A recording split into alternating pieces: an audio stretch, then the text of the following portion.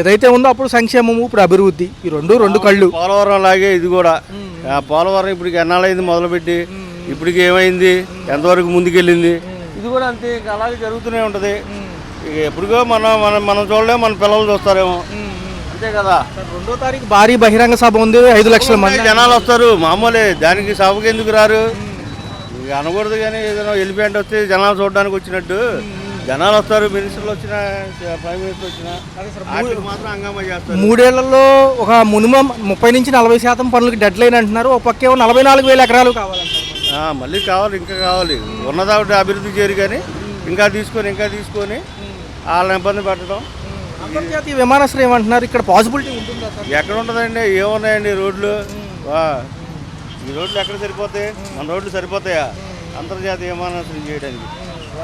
ఒక పక్క చూసుకుంటే ఏదైతే పోలీసులను కూడా అరెస్ట్ చేస్తున్నారు, ఒక పక్క నిన్న మొన్న కూడా ఏ జరుగుతున్నాయి. కాదంబరి జత్వానీ కేసు ఎక్కడ చూసుకున్నా ఇవే రొటేట్ అవుతున్నాయి. ఎందుకంటారు? ఇంకా ఎటు పడితే అడ్డారండి, తీసుకోవడం, వాళ్ళని ఇబ్బంది పడడం, ఏదో చిన్న తప్పులు దొరికినా చేయటం, లేదంటే పెద్దవి కూడా వదిలేయటం. చూసుకుంటేనేమో సంక్షేమం లేట్ అయిపోతుందని ప్రజలు, పథకాలు మెల్లగా ఇస్తామని వాళ్ళు. అవునండి, సంక్షేమం ఎక్కడ జరుగుతుందండి? ఏదో చిన్న గుంటలో పుడిచి అయిపోయింది, ఇదే సంక్షేమం అంటారు. ఇంకంతకంటే ఇంకేం చేస్తారు? పవన్ కళ్యాణ్ గారు సైలెంట్ అయిపోయారు చాలా వరకు.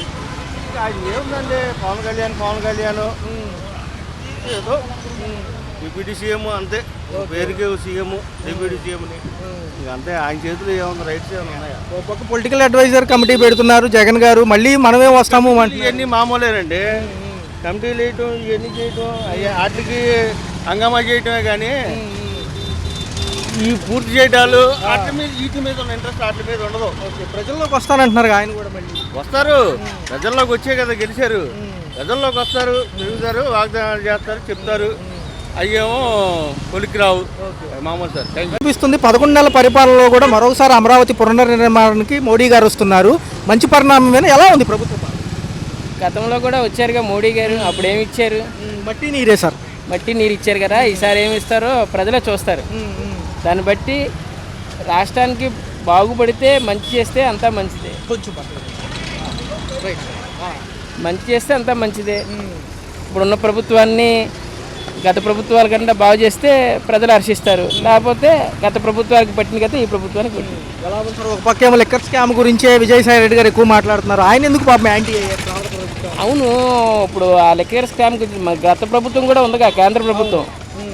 మరి అప్పుడు మాట్లాడవచ్చు కదా, అప్పుడు ఎందుకు తీయలేదు? ఈరోజు ప్రభుత్వంలో నుంచి అంతకుముందు సపోర్ట్ చేసింది కూడా ఇండైరెక్ట్గా చేశారు కదా. అంటే ఇండైరెక్ట్గా చేశారని ఇది ఈరోజు చంద్రబాబుతో కూటమి ప్రభుత్వంలో, ఎన్డీఏ ప్రభుత్వంలో ఉన్నాడని ఇన్ని ఇచ్చేస్తున్నారా?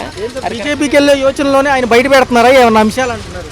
బీజేపీ వెళ్ళే యోచనలో ఉండవు, వెళ్ళడానికి ప్రయత్నించడానికి బట్టే ఈ ఉన్న సీటు రేపు మొన్న బీజేపీ కేటాయించడం జరిగింది.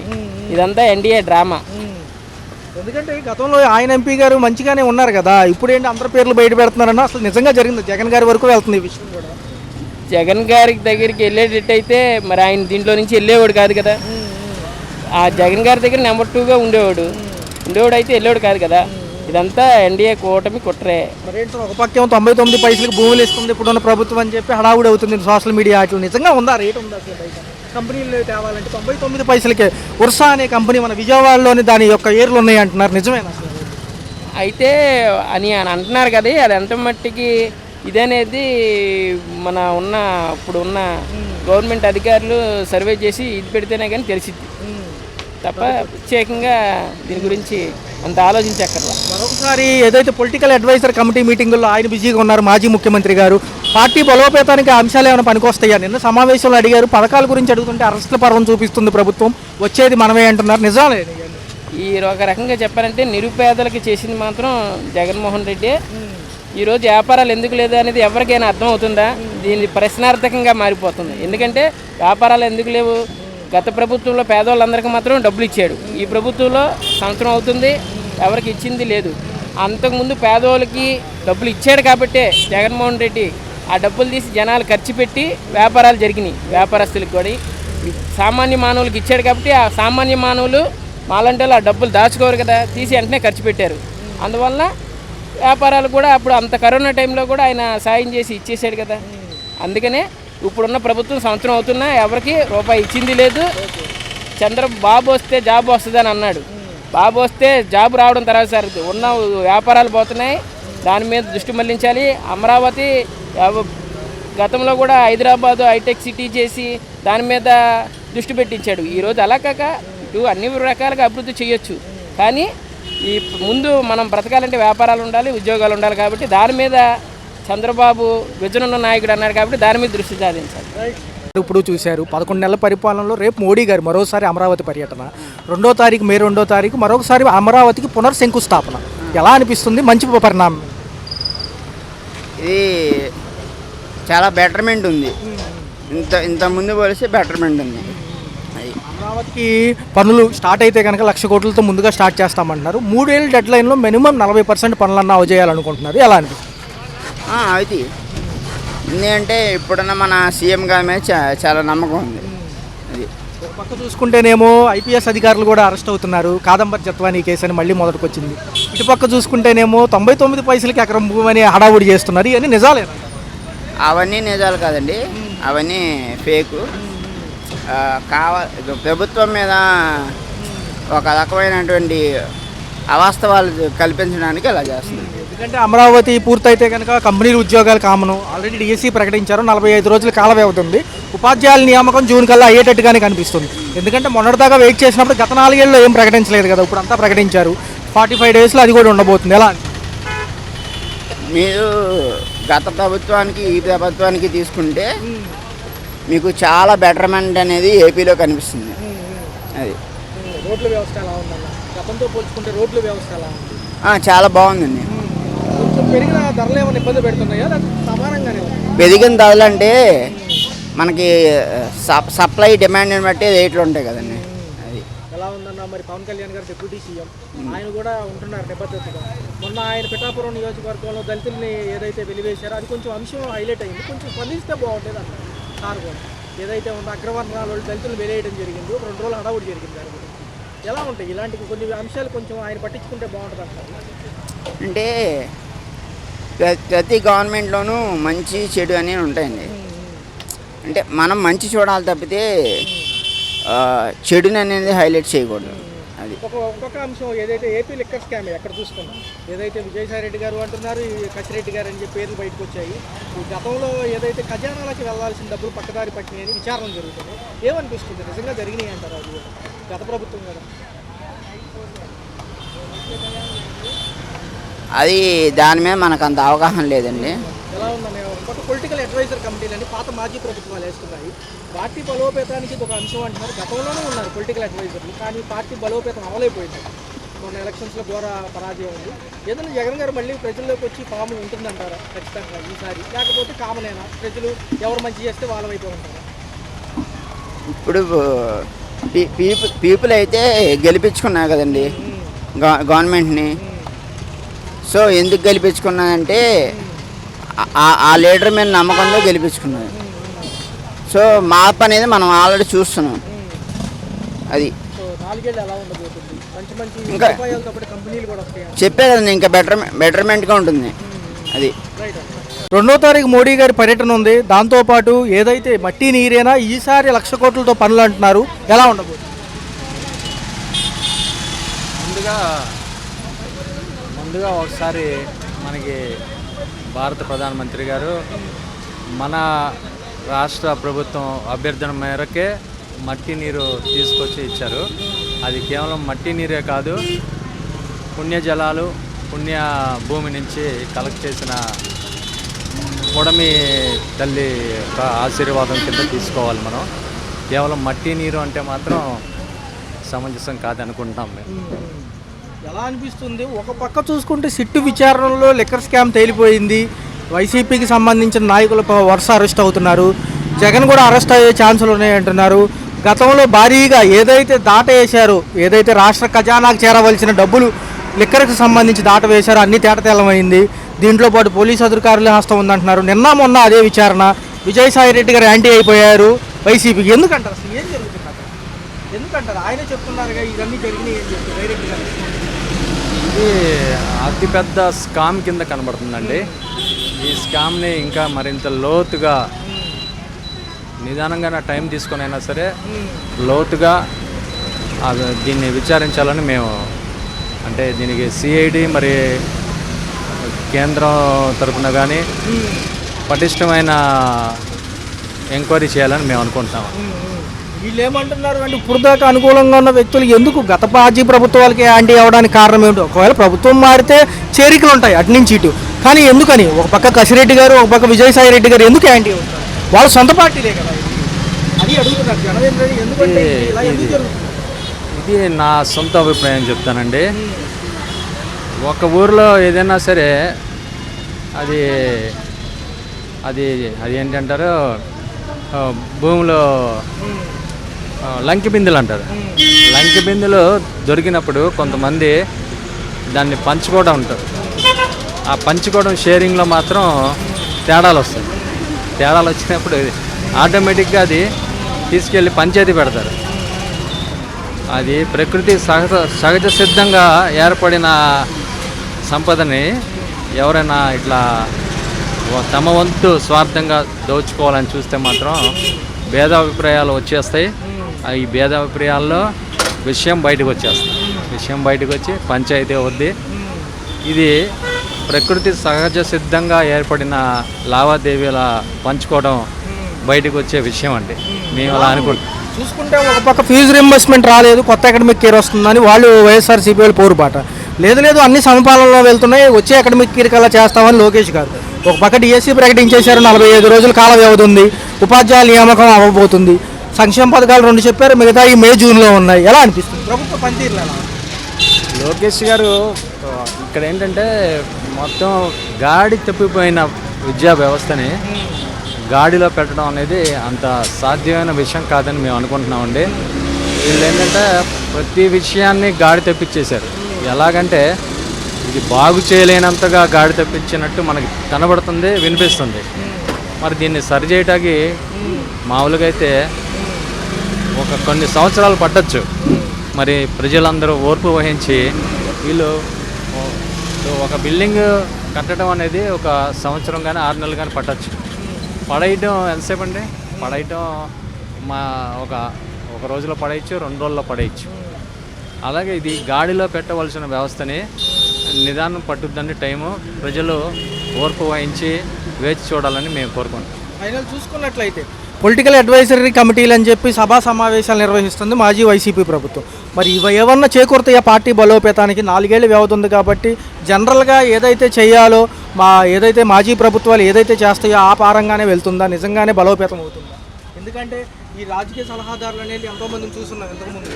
108 సలహాదారులు అన్నారు, పార్టీ బలోపేతం అవ్వాలి అప్పుడు కూడా. మరి మాజీ ప్రభుత్వాల్లో ఉండి ఇప్పుడు కూడా పొలిటికల్ అడ్వైజరీ కమిటీలు అంటే ఏం చెప్తుంది? అంటే ఏమున్నాయి, ఎలక్షన్స్ కూడా లేవు కదా. ఇది వాళ్ళు నిర్మాణాత్మకంగా వాళ్ళ పరిపాలనా విధానంలో వాళ్ళు ఉన్నారండి.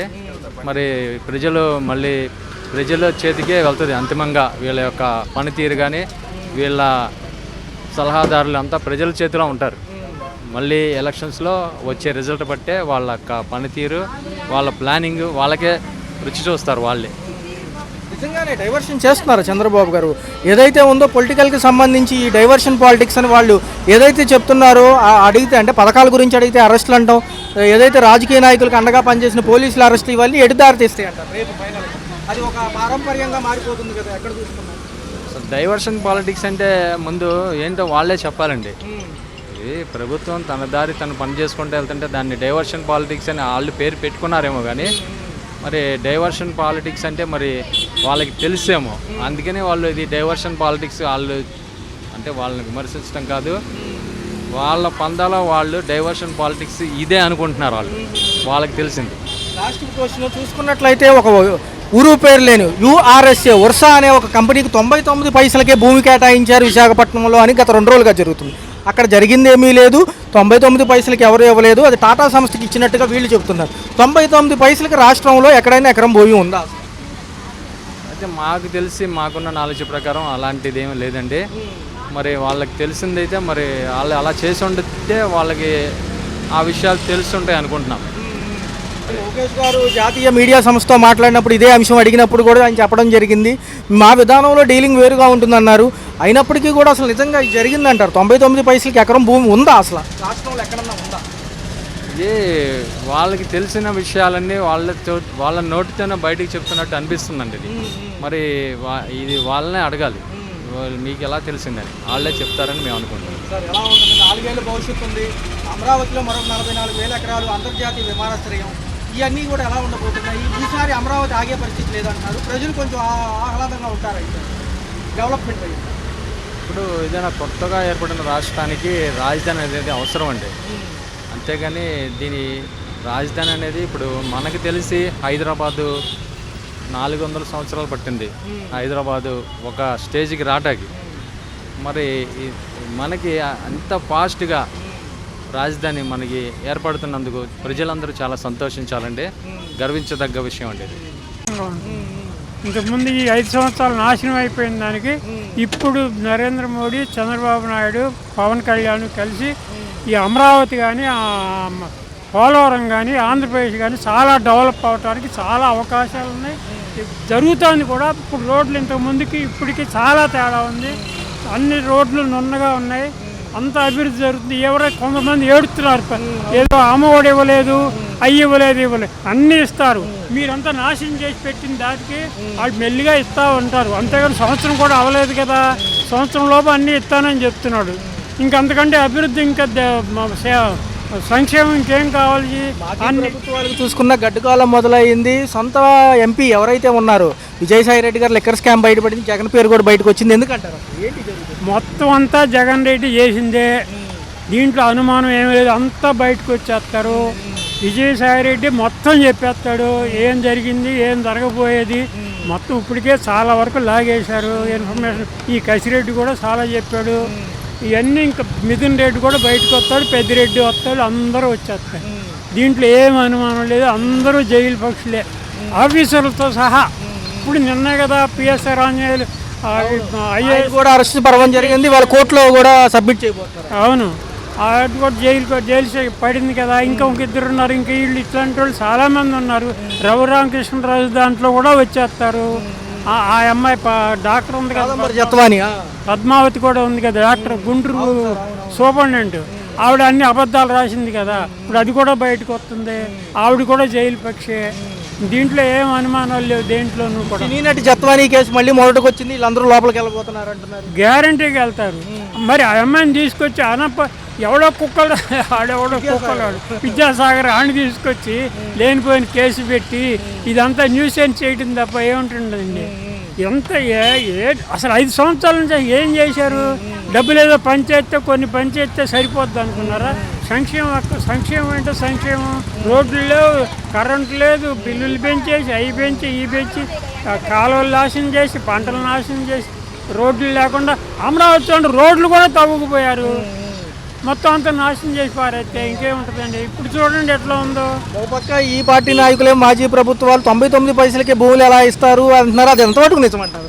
99 పైసలకి ఎందుకు ఇస్తారండి? అవకాశం లేకపోతే దానికి ఉపయోగం ఉంటుంది. ముందేమన్నా ఇచ్చారు అట్లాగా? మీరు ఇచ్చినవి అన్నీ బయటకు వస్తున్నాయి కదా. పాత ప్రభుత్వం ఇచ్చినవి అన్నీ బయటకు వచ్చేస్తున్నాయి కదా. ఎంతంత ఇచ్చింది, ఎట్లా దోసుకున్నది. ఒక్కొక్కటి అడవులు ఆక్రమించేసి, ప్రభుత్వ భూములు ఆక్రమించేసి, బిల్డింగ్లు కట్టేసి ఇవన్నీ చేశారు కదా. ఇంకంతకంటే ఇంకేముంటుంది? మాజీ ప్రభుత్వాలు మళ్ళీ పొలిటికల్ అడ్వైజర్ సలహాలు తీసుకుని ప్రజల్లోకి వస్తామంటున్నారు. సక్సెస్ అవుతారు? అప్పుడు విజయసాయి రెడ్డి చెప్పాడు కోటరీ ఉందని. ఆ కోటరీ మానలేదు. వాళ్ళకి ఎప్పటికీ బాగుపడరు. మళ్ళీ వస్తాం మేము అంటున్నారు. వాళ్ళు ఆ జీవితాల్లో పైకి రారు. ఎందుకంటే ఫ్రస్ట్రేషన్తో మాట్లాడుతున్నారు తప్ప వాళ్ళు ఏమీ ఉపయోగం లేదు. వాళ్ళు ఏంటంటే ఇంక మనకు రావు, ఎలా జైలుకి వెళ్తాం ఖాయం అయిపోయిందని చెప్పి వాళ్ళు అట్లా ఫ్రస్ట్రేషన్తో మేము వస్తాం ఏమొస్తారు? ఇంతకుముందు వచ్చారా? నేను అంతకుముందు కూడా చెప్పా ఒక యూట్యూబ్ 25 ఛానల్లో చెప్పా. మీరు అంత అభివృద్ధి చేస్తుంటే మీరు అసలు క్యాన్వాస్ చేయక్కర్లా, స్కూల్ పిల్లల్ని తీసుకురాక్కర్లా అని కూడా చెప్పా ఇంతకుముందు కూడా. రోడ్లు వేయలా, కాలువలు తవ్వలా, పంటలు నాశనం చేశారు, ఈ విద్యుత్ మొత్తం అంతా నాశనం చేసుకొచ్చారు. ఇంకంతకంటే ఇంకేముంటుంది? ఇప్పుడు చూడండి, అమరావతి పరిగెడుతుంది, పోలవరం పరిగెడుతుంది, అన్నీ మొత్తం సంక్షేమం, అభివృద్ధి మొత్తం అంతా కూడా డెవలప్మెంట్ కానివ్వండి, సంక్షేమం కానివ్వండి. డెవలప్మెంట్, సంక్షేమం, పేదలకి ఇప్పుడు రిజర్వేషన్ తీసుకొచ్చాడా అవును సార్ అవును. అది వాళ్ళది మాది ఎస్సీ వాళ్ళది ఇచ్చేసి ఎస్సీ వర్గీకరణతో పాటు ఒక బోర్డు చట్టాలు అన్ని కూడా తీసుకొచ్చాడు కదా. అట్లాగే బీసీ చట్టం కూడా తీసుకొస్తున్నాడు, వాళ్ళకి వెల్ఫేర్ చేస్తానన్నాడు, కార్పొరేషన్ పెడతానంటున్నాడు. ఇంకంతకంటే ఇంకేం కావాలి దేశానికి రాష్ట్రానికి? అదే చంద్రబాబు నాయుడు, పవన్ కళ్యాణ్, మోడీ అందరూ కాంబినేషన్తో చాలా అభివృద్ధి అవుద్దని మా ఉద్దేశం.